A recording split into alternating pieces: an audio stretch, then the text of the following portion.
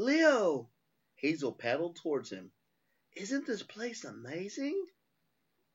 They were left alone on the ridge, which must have meant Aphros really did trust them. While the centaur and the mermaids went off to French Frank, Leo and Hazel floated above the hill and gazed down at the underwater camp. Hazel told him how the mermaids had warmed up to her right away. Aphros and Bythos had been fascinated by her story, as they had never met a child of Pluto before. On top of that, they had heard many legends about the horse Arion, and they were amazed that Hazel had befriended him. Hazel had just promised to visit again with Arion. The mermaids had written their phone numbers in waterproof ink on Hazel's arm so that she could keep in touch. Leo didn't even want to ask how mermaids got cell phone coverage in the middle of the Atlantic.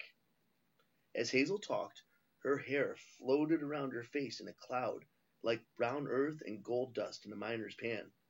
She looked very sure of herself and very beautiful. Not at all like the shy, nervous girl in that New Orleans schoolyard with her smashed cabinet's lunch bag at her feet.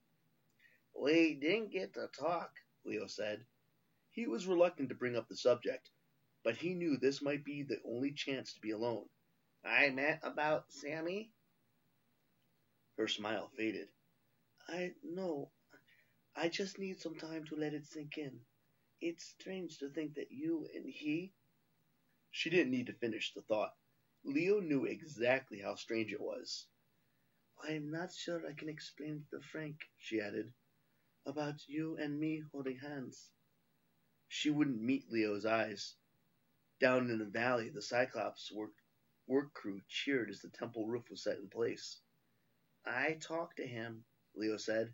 I told him I wasn't trying to, make trouble between you two.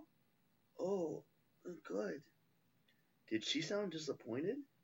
Leo wasn't sure, and he wasn't sure that he wanted to know. Frank, seemed pretty freaked out when I summoned fire. Leo explained what had happened in the cave. Hazel looked stunned. Oh no, that would terrify him. Her hand went to her denim jacket, like she was checking for something in the inside of the pocket. She always wore that jacket, or some sort of overshirt, even when it was hot outside. Leo had assumed that she did it out of modesty, or because it was better for horseback riding, like a motorcycle jacket. Now he began to wonder. His brain shifted into high gear. He remembered what Frank had said about his weakness, a piece of firewood. He thought about why this kid would have a fear of fire, and why Hazel would be so attuned to those feelings. Leo thought about some of the stories he'd heard at Camp Half-Blood. For obvious reasons, he tended to pay attention to legends about fire. Now he remembered one that he hadn't thought about in months. There was an old legend about a hero, he recalled. His lifeline was tied to a stick in a fireplace. And when that piece of wood burned up... Hazel's expression turned dark. Leo knew that he'd struck on the truth. Frank has that problem, he guessed. And that piece of firewood? He pointed to Hazel's jacket. He gave it to you for safekeeping? Leo, please don't. I can't talk about it. Leo's instincts as a mechanic kicked in.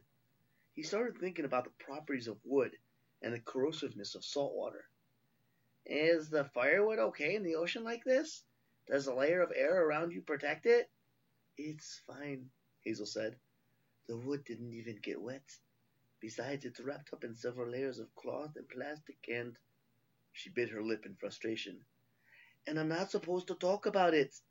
Leo, the point is, if Frank seems afraid of you or uneasy, you've got to understand.